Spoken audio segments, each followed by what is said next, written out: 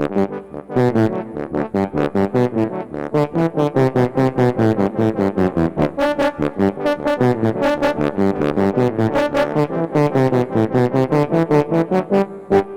on to your heartstrings because this episode is going to tug on them hard.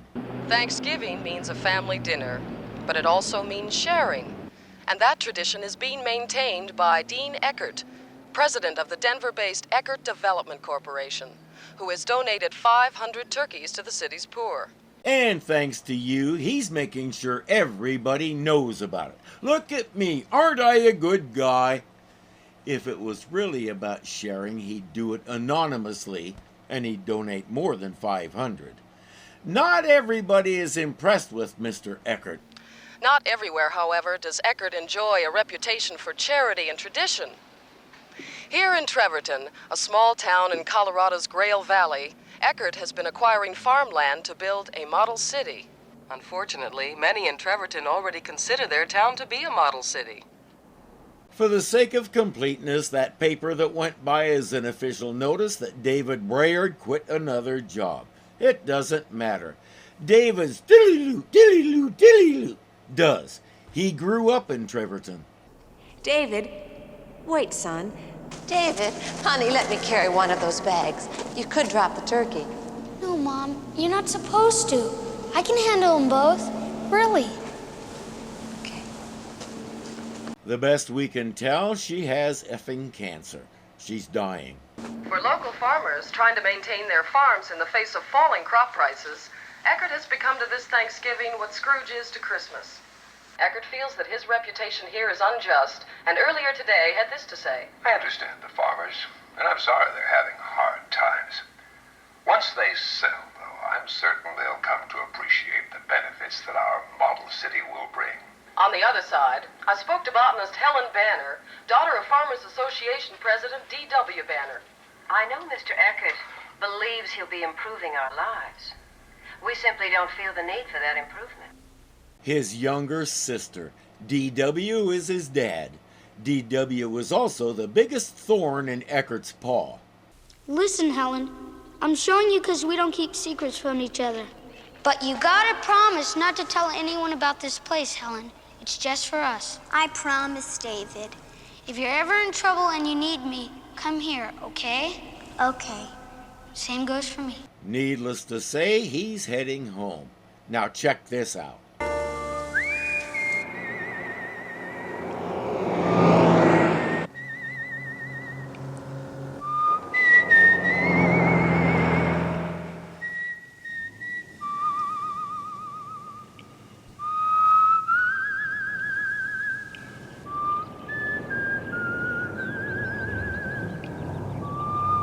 Trevorton. I can whistle very well, but not like that. Using it here is so brilliant, I can't describe it. We know the tune is called Lonely Man, and one person whistling it hammers that home, even as David makes his lonely way to the home he used to know. David spends some time reminiscing about his mom and the things they used to do, and then he appears at Helen's door.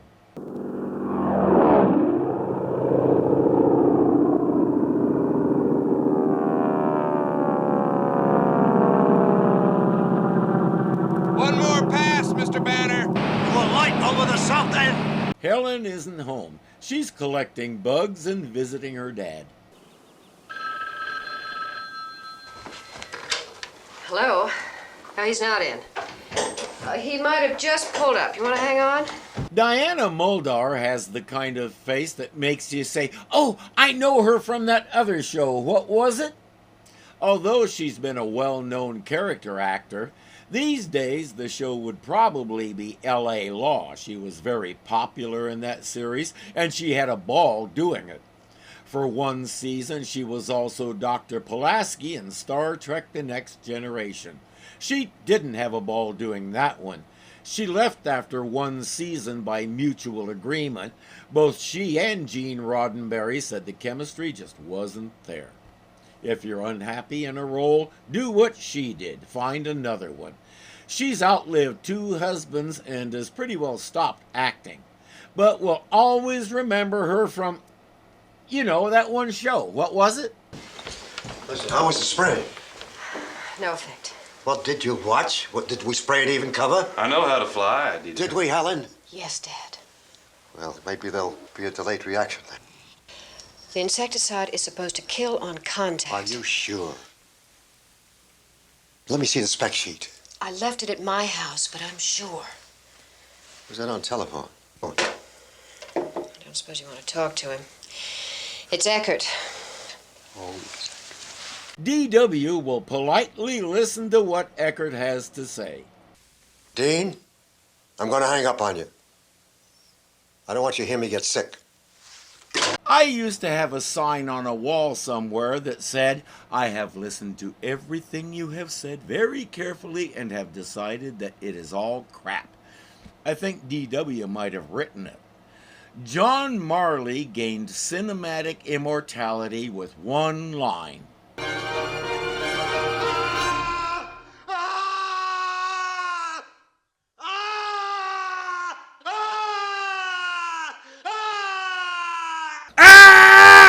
Counts as dialogue.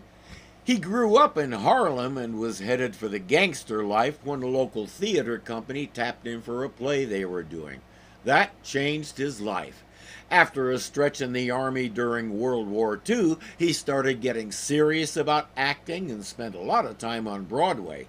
He actually preferred Broadway to the big or the small screen and always kept a foot in the door. He excelled at playing gruff, hard-nosed characters like DW. I wonder why.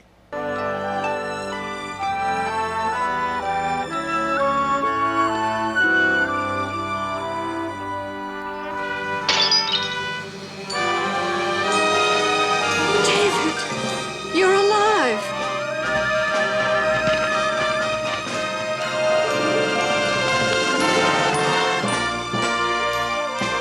Notice how the sad, lonely man theme morphs into an anthem of triumph. I have to say again, this is one of those rare shows where everything came together to form something much bigger than the sum of its parts. The only other show I've seen so far that did that is Hogan's Heroes. We're looking at that on Patreon right now, so if you want to check it out, you can join for as little as $2 a month. I used to have it here, but I had to move it because CBS was threatening to sue me for using itty-bitty snippets of their precious content. But I'm not bitter. Anyway, the Incredible Hulk had that same magic. We've been seeing it week after week, and it'll continue clear through to the final movie. Just amazing. Helen is so excited she wants to run out and tell everybody. We know what David says to that, but she'd like to tell at least one person. Let's go tell Dad. No, Helen, no. Well, you've got to forgive him. No, it isn't that. David, please, don't put me between you two again. Look, Helen, I'm sorry. I really, I shouldn't have come here. I'm sorry to have dragged you into all this. Why? I don't understand. I have an illness from radiation. And that's all I can tell you until I'm cured. Tell her you're wanted for murdering yourself. I shouldn't have come here. I'm so sorry to drag you into this, but I must ask you to promise me you will not say a word to anybody. No, I won't promise you anything. You spring up from the dead after 3 years and give us nothing. We've always done that. You can't just drop in and out of our lives. You don't understand. Yes, that's the problem. You're not helping matters. But as long as he's here, he may as well help her with a conundrum. These are Longinus worms. They're the larvae of these, spear beetles. The beetles are harmless. The worms are very destructive. And so far, they have proven to be immune to every insecticide we've thrown at them. Then the beetles aren't harmless. They keep producing the worms. You need to convince them to keep it in their pants. Now, if the worms are not checked soon, the farmers of Grail Valley are going to lose 60 to 70% of this year's crop. Dad will have to sell the farm. I'm not an entomologist. Well, the entomologists have already failed. What we need is a biological weapon. Some kind of engineered virus might do the trick, but I'm not sure anybody was doing that in 1979. You also never know how such a thing might spread and mutate. Never mind. Instead, David has synthesized a pheromone from the female beetles. It should draw the males away. Spray it around the edges of the field. All the boys go there while the girls stay in the field, not reproducing. Okay, would you like to put your friends on the other side of the fence there? Here it is, little fellows.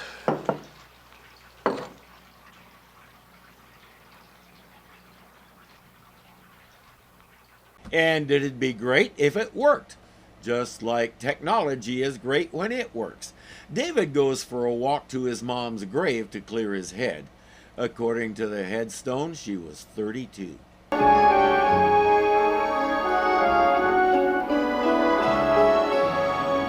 you two don't worry. I'll be fine. Go mend the fence. Dad, don't you think we should take her to the hospital? David, I'll be fine. I've been like this before. I don't think so, Mom. Not this bad. I don't think these memories are clearing his head. D.W. had trouble overriding her, so he went along with what she said and went out to repair a fence. She asked David to stay with her and take care of her. She's gonna die in front of him, isn't she?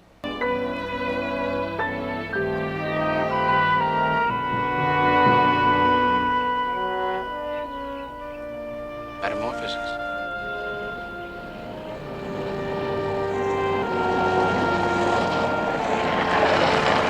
That's D.W. coming to put fresh flowers on the headstone. But some guy who's running away like a maniac put one there too. And it's the same kind of flower. I assume it was her favorite. It is only the newly hatched worms, the larvae, which cause their destruction, not the beetles that they turn into. Now, if we could simulate an anti-juvenile hormone which causes the worms to mature, then we can make them metamorphosize prematurely, and you would have a field full of harmless beetles, no worms. You'll win first prize in the science fair yet. If he's still entering the science fair, a lot of kids should be crying foul. We get a short montage and then David lies down to rest. There's a nice storm outside and a branch is hitting his window as he drifts off. Mom? Mom, are you okay? Mom?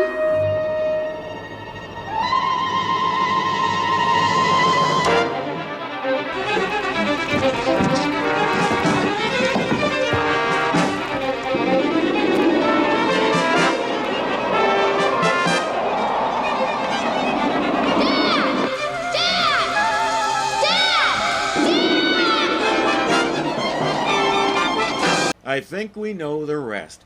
He finds his dad and convinces him to take her to the hospital. But when they get back...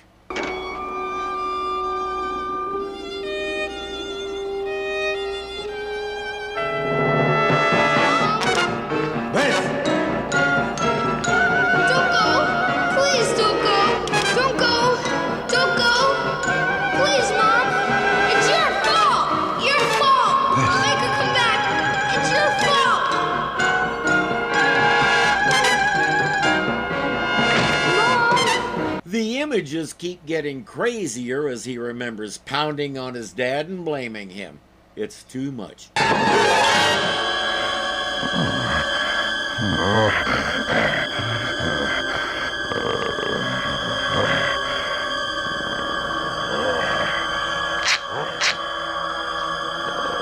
Oh my God, David.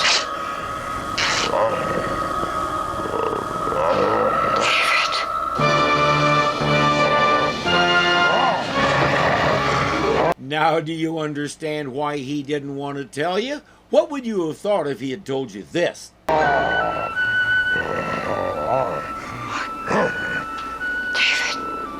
can you hear me? It's me, Helen.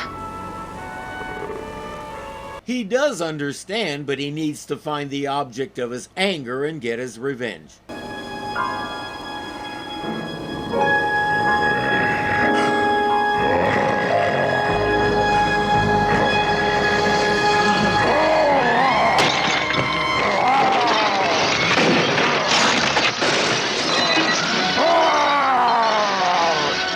As Hulk damage goes, that's fairly minor.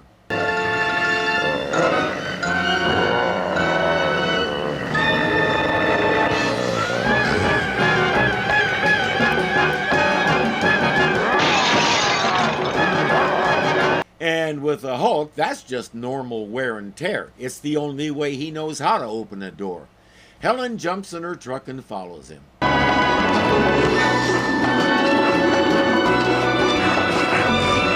That's just a little eye candy for us.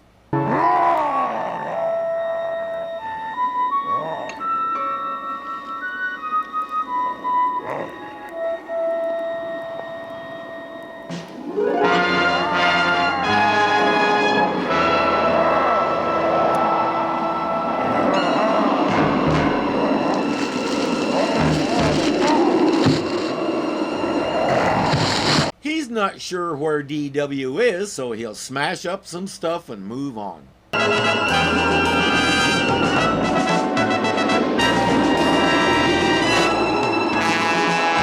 But he won't move very far if DW and his shotgun have anything to say about it. Fortunately, the Hulk can run faster than DW can. He instinctively knows where to go. So does Helen. If you're ever in trouble and you need me, come here, okay? Okay. Same goes for me. The name Helen is special to me. It was my mom's name. It was also my mother-in-law's name, which makes it special for a very different reason.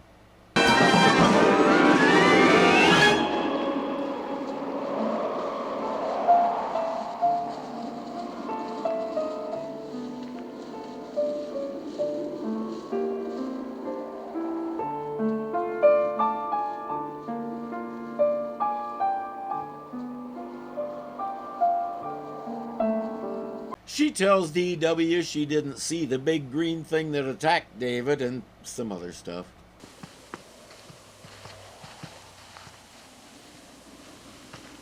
You all right, David? Yeah. It's been a long time. Yes, it has. You look fine. You too. Not much like me, but you look fine. Thank you, so do you. Sir. Thankfully, there aren't too many dads who do that anymore, at least that I know of. Insisting that they call you sir is the first step toward alienating them. Maybe we can start all over again and put the past behind us. We sure can try, Dad. This is the first Thanksgiving that I've ever had any reason to celebrate. Let's invite our friends and let them know. Dad, that's impossible. I told you. Our close friends, David. Those that care. Dad, they want. Please, no. Why are you so secretive? You're not a criminal, are you? Tell him you're wanted for murdering yourself. Dad, this is not very easy for me, so please don't make it any harder. I'm not trying to make it any harder. I'm trying to understand. All right, but you don't tell me anything. Dad, anything at all. Just believe me, I don't want it this way, so don't force me to leave.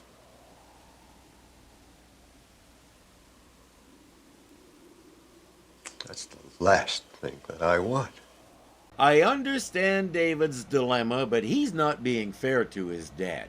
Give him something, some explanation. He told Helen he had a disease from radiation. Tell him too many warm bodies in the vicinity bottles up the radiation until he becomes dangerous. What does he know? Throw him a frickin' bone here. Thanks a lot.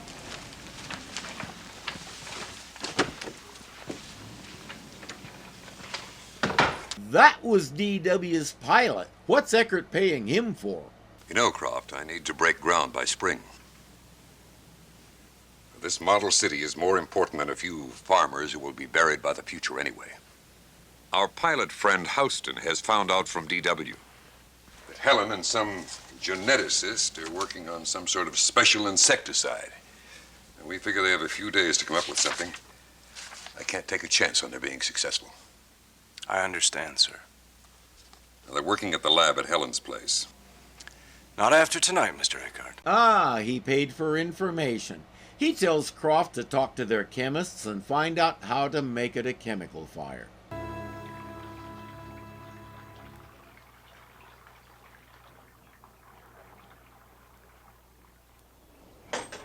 David,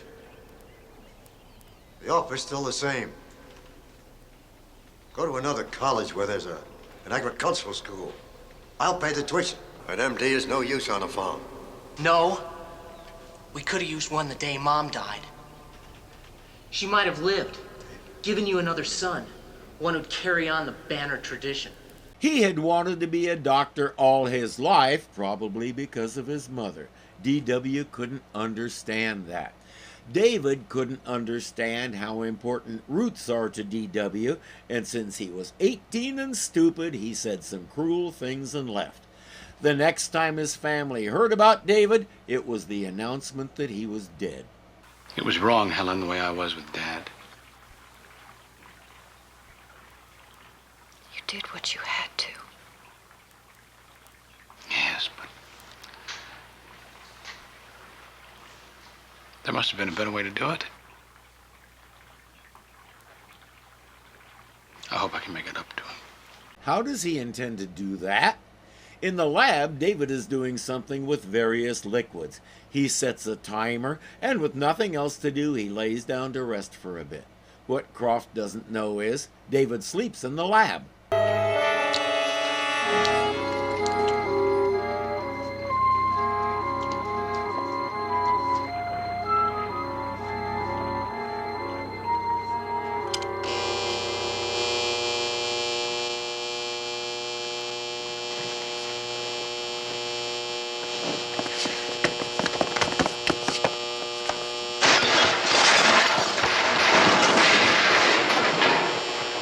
He had some kind of second chemical, probably a binary agent that ignites when you put them together.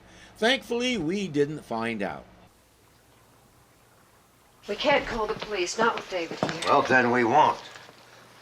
Looking for trouble, we can take care of ourselves. No, Dad, please. Last night we produced an anti-juvenile hormone. Now, it isn't tested yet, but in another day, I think that I can synthesize enough of it to spray all of your fields.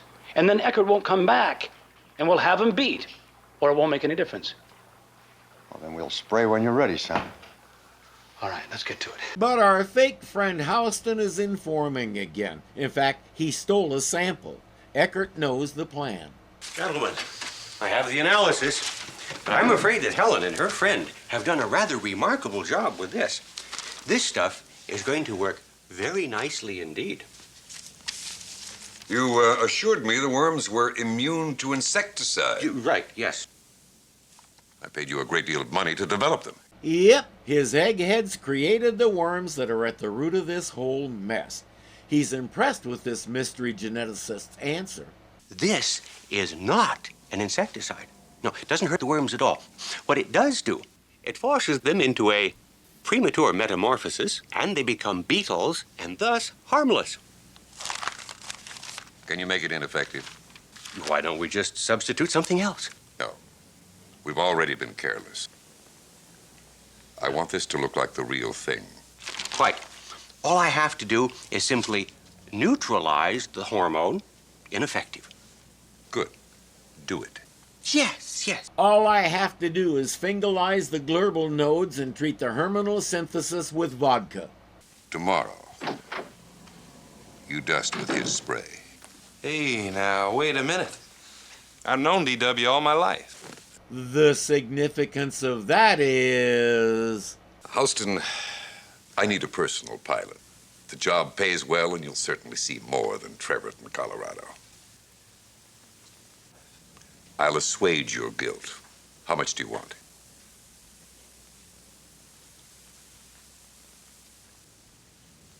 It'll cost you $3,000. I'll give you $4. $4? Guilt double super assuaged. He'll be waiting with the plane. I want some insurance that everything works out all right. Houston will carry out his end. I'm thinking of D.W., too. I want to make sure that he's no longer a problem. When he and Houston go up in that plane tomorrow, make sure it's the last flight for both of them. David rode with his dad to the airport. Along the way, they couldn't stop arguing, and as usual, David is the problem. D.W. complains about David and his secrets, and he's right. All David needs to do is tell D.W. that he's on the run for a murder he didn't commit. Tell him about the lab and Elena. That'll be enough for him, especially when you tell him there's no way to clear your name. That's why you let the world think you're dead. Again, I won't do it.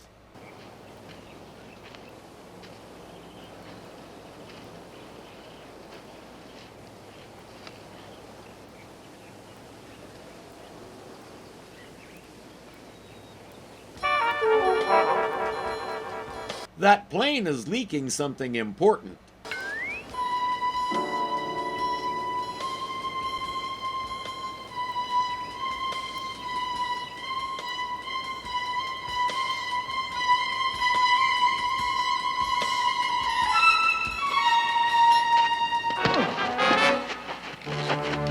So is David's head. Croft stashes him behind a barrel and calls Eckert. He knows. That's what I thought.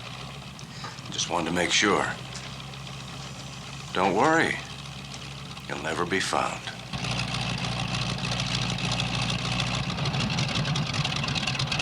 He's right, sort of.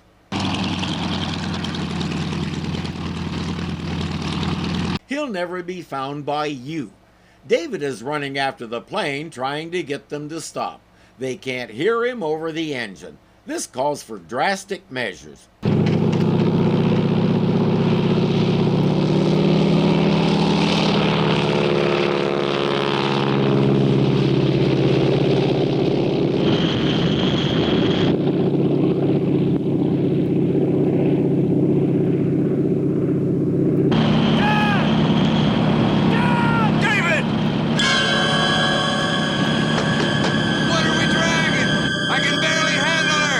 Then take her down. D.W. was watching his son change into a green monster. Something's pulling us down! So take her down and find out what it is.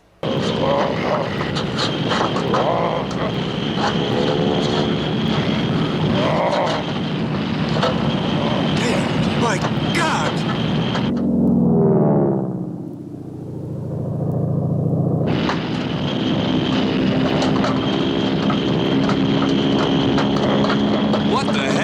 Take her down! And by the way, he's very heavy and your wing is about to detach.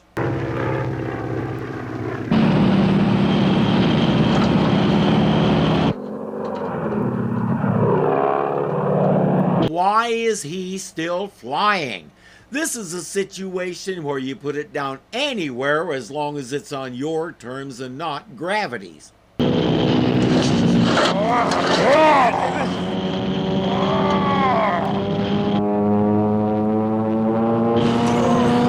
I can't control it! See what you did there staying up in the air? Don't do that.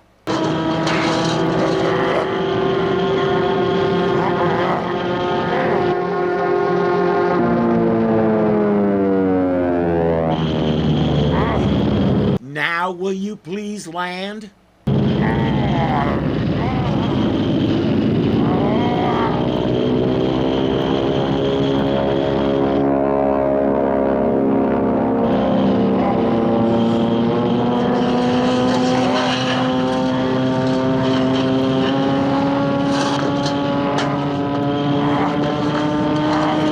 I think the Hulk's expression says much the same thing. I have no idea why he isn't finding a place to set down as quickly as possible. I'm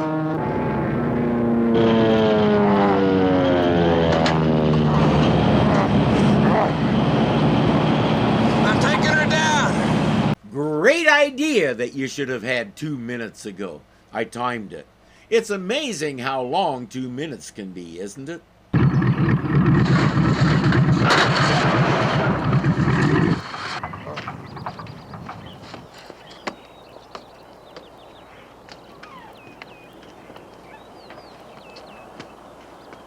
Mr. Eckert isn't going to be happy.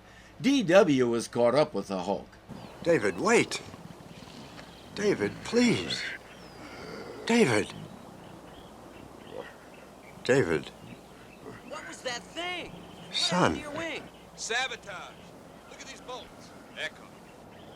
You'd better go, David. You'll be seen. Now, please, David, go. DW, are you okay? David, please go. Now, go!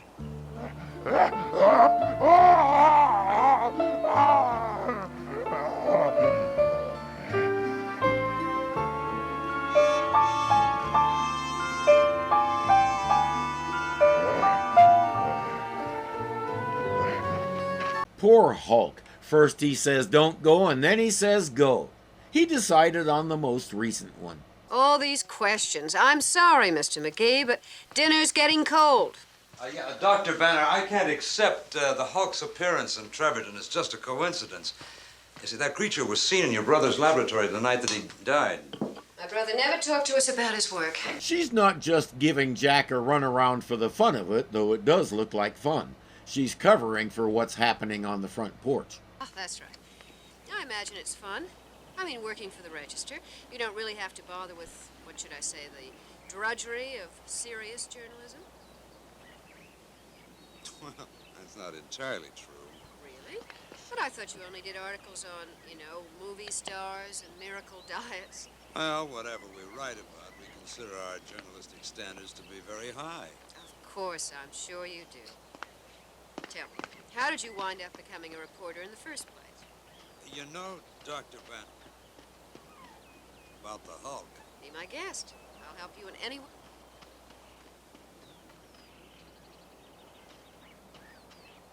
I'm going to get a story here. Why I may get nailed for that clip, but I let it run because of John Marley's expressions.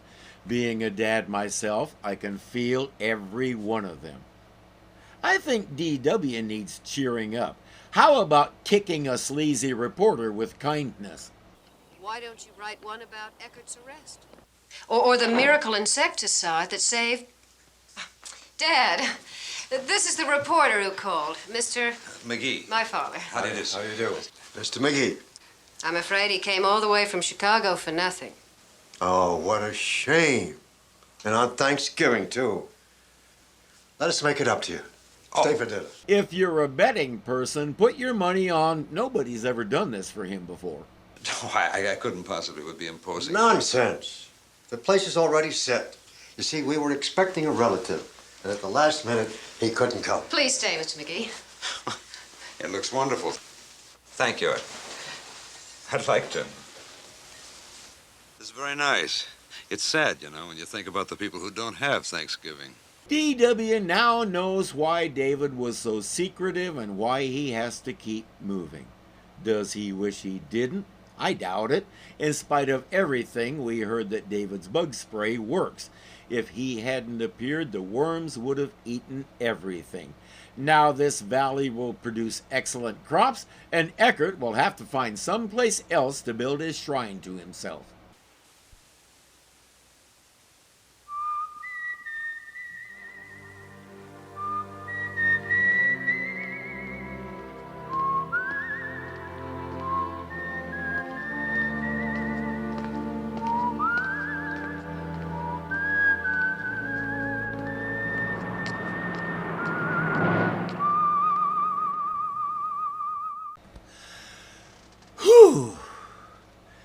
I can understand young David blaming his father because he wouldn't take her to the hospital.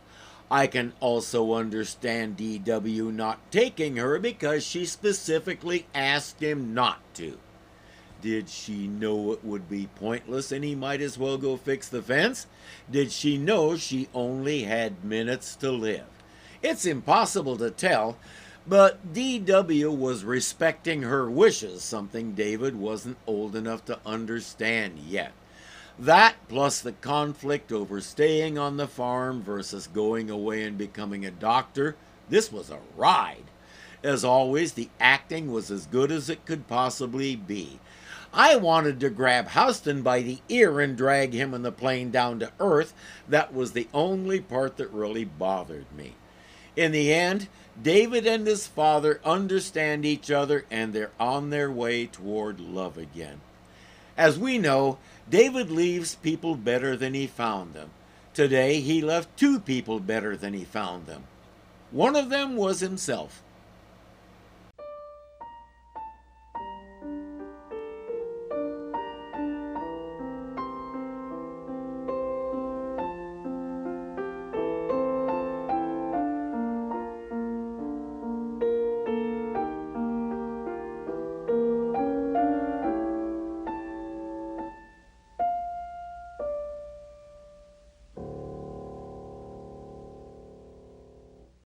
The only show I've seen so far, the only other show. Okay. Might need all the words.